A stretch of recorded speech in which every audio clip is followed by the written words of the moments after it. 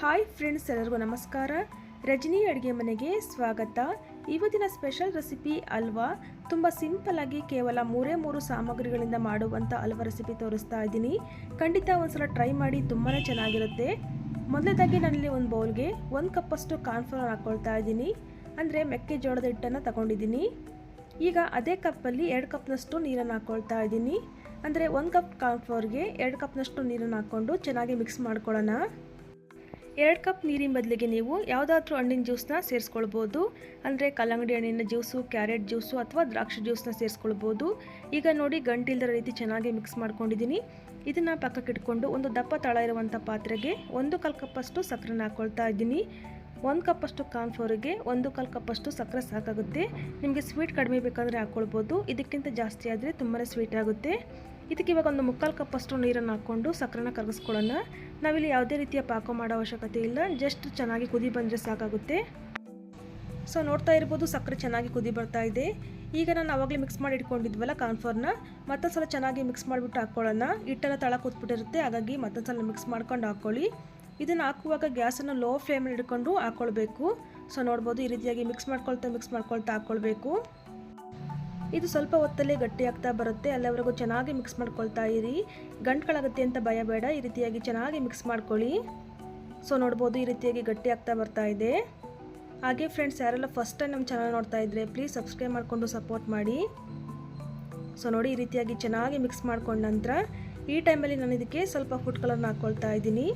Food colour ಇಷ್ಟ ಇದ್ದರೆ ಹಾಕ್ಕೊಳ್ಬೋದು, ಇಲ್ಲಾಂದರೆ ಸ್ಕಿಪ್ ಮಾಡ್ಬೋದು. ಜಸ್ಟ್ ಕಲರ್ಗೋಸ್ಕರ ಅಷ್ಟೇ, ಟೇಸ್ಟಲ್ಲಿ ಯಾವುದೇ ರೀತಿಯ ವ್ಯತ್ಯಾಸ ಆಗೋದಿಲ್ಲ. ಈಗ ಚೆನ್ನಾಗಿ ಒಂದ್ಸಲ ಮಿಕ್ಸ್ ಮಾಡ್ಕೊಳ್ಳಿ.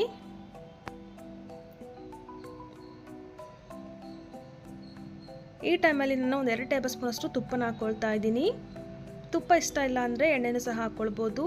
ತುಪ್ಪ ಈ ರೀತಿಯಾಗಿ ಚೆನ್ನಾಗಿ ಅಬ್ಸರ್ವ್ ಆಗಬೇಕು, ಅಲ್ಲ ತನಕ ಚೆನ್ನಾಗಿ ಮಿಕ್ಸ್ ಮಾಡ್ಕೊಳ್ಳಿ.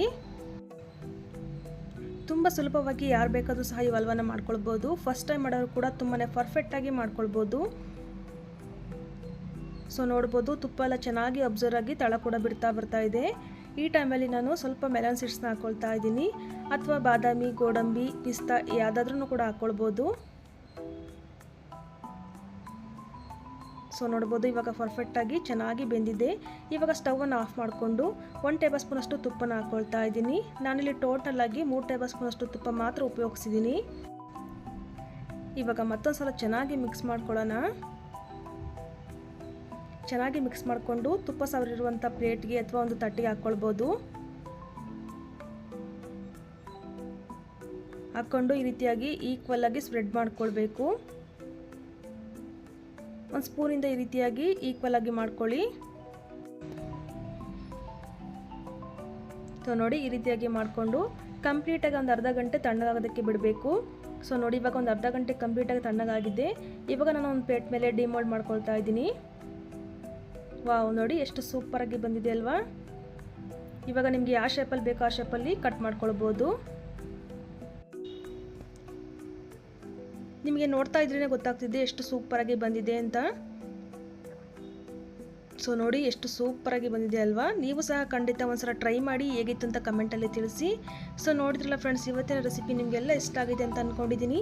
ಇಷ್ಟ ಆಗಿದ್ದರೆ ಲೈಕ್ ಮಾಡಿ ಫ್ರೆಂಡ್ಸ್, ಫ್ಯಾಮಿಲಿ ಜೊತೆ ಶೇರ್ ಮಾಡಿ. ಇನ್ನೂ ಕೂಡ ನಮ್ಮ ಚಾನಲ್ನ ಸಬ್ಸ್ಕ್ರೈಬ್ ಮಾಡ್ಕೊಂಡಿಲ್ಲ ಅಂದರೆ ದಯವಿಟ್ಟು ಸಬ್ಸ್ಕ್ರೈಬ್ ಮಾಡ್ಕೊಳ್ಳಿ.